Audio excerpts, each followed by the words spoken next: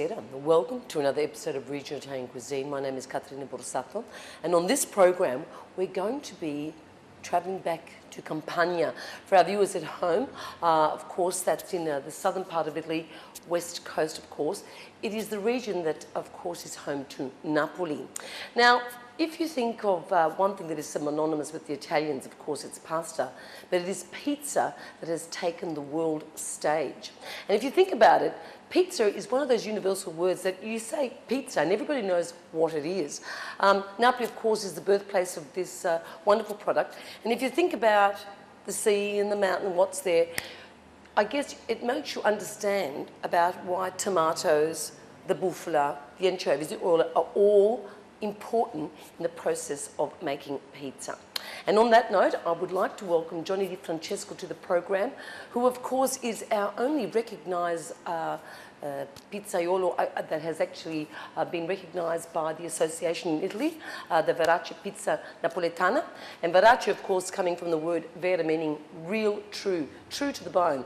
And of course, there are some fairly strict guidelines that this association expects from its members. And if you want to consider a product to be of DOC quality, which is what pizza has become, you've got to adhere to those standards.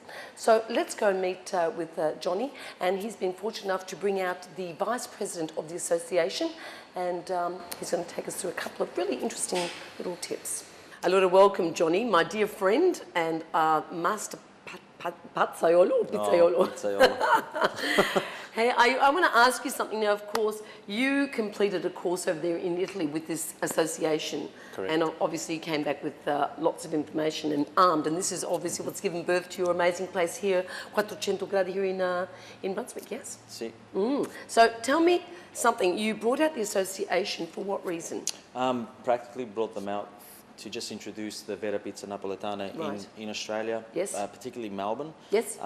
So we brought them out, we ran some master classes, we did some demonstrations, and that was basically it. And so who came out? The Vice President? Yes, Massimo Di Porzio. Okay, and of course, along with Massimo, he brought out this master pizzaiolo. Now tell me about Paolo. Yes, Paolo is a third generation pizzaiolo. His father, Lello Surace, he was one of the founders of the association. Yes. Vera Pizza Napoletana. I love those words. Right. So yes. he's actually been travelling the world for the last couple of years. Right. Teaching people the right way of making the Vera Pizza Napoletana, demonstrating the techniques, and it's pretty much all about the knowledge and keeping it authentic. Exactly. And of course, for our viewers at home, this association, of course, which had its beginnings in '94, but really came to the forefront in 2004 when it teamed up with the Agricultural Ministry in Italy, and it brought it out to the world. And there's some very, very strict guidelines which they go by. Now, one of those things is the flours that are used. Is that correct? Correct. The flour that is used is the 00, which is called Tipo 00.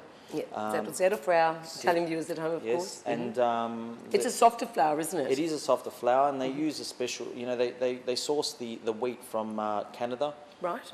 Mainly because of the soil is kept very, very cold, because Canada is actually it's a cool climate country. Climate. And so what does that do to the wheat? Yep, that actually brings up the protein level in the wheat.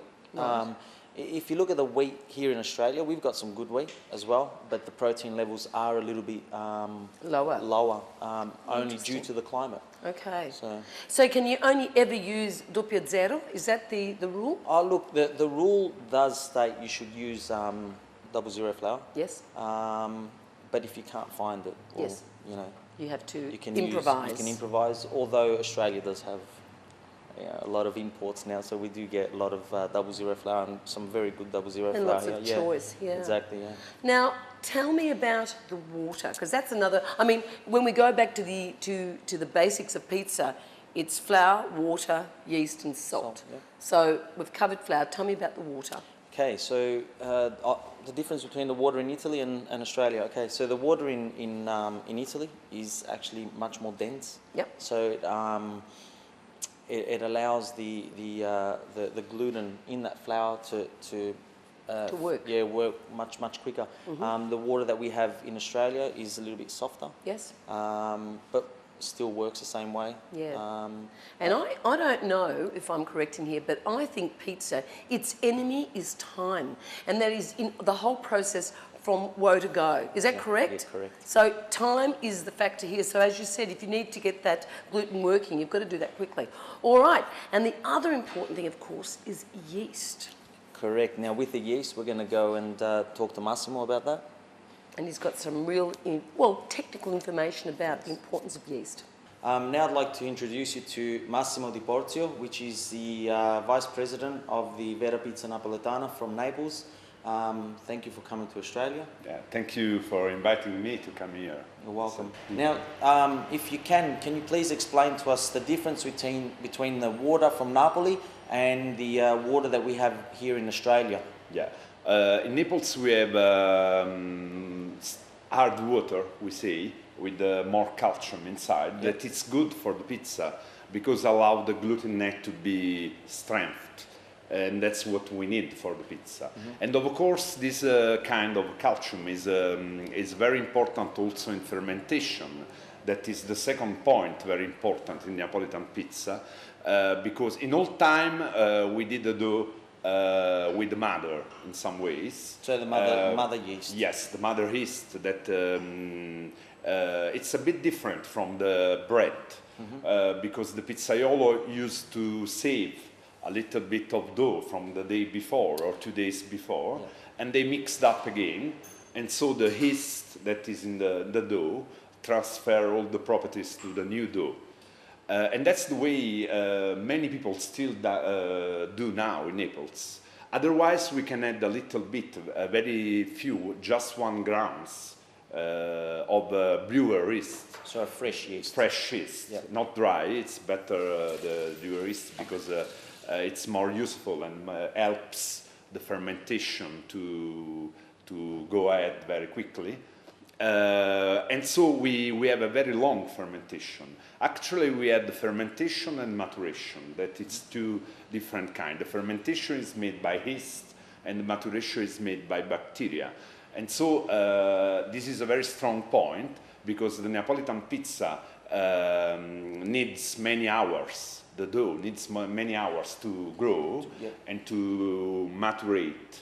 So can have the softness and the elasticity together, and also the tastiness, because the bacteria give the tastiness. Yes. Oh, thank you, Massimo. That was very, very informative. We're not privileged to have this hundreds of years of history behind us in Australia.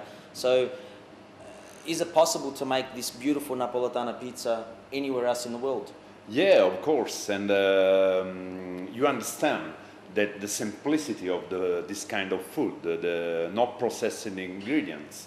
And actually, your pizza was the nearest I found here to our traditional pizza. Oh, thank you. Now, wasn't that amazing? And of course, on the other side of the break, we're going to come back and Mr. Di Porzio and of course Johnny are going to give us some more tips on how to create the perfect pizza. La Vera Pizza Napoletana.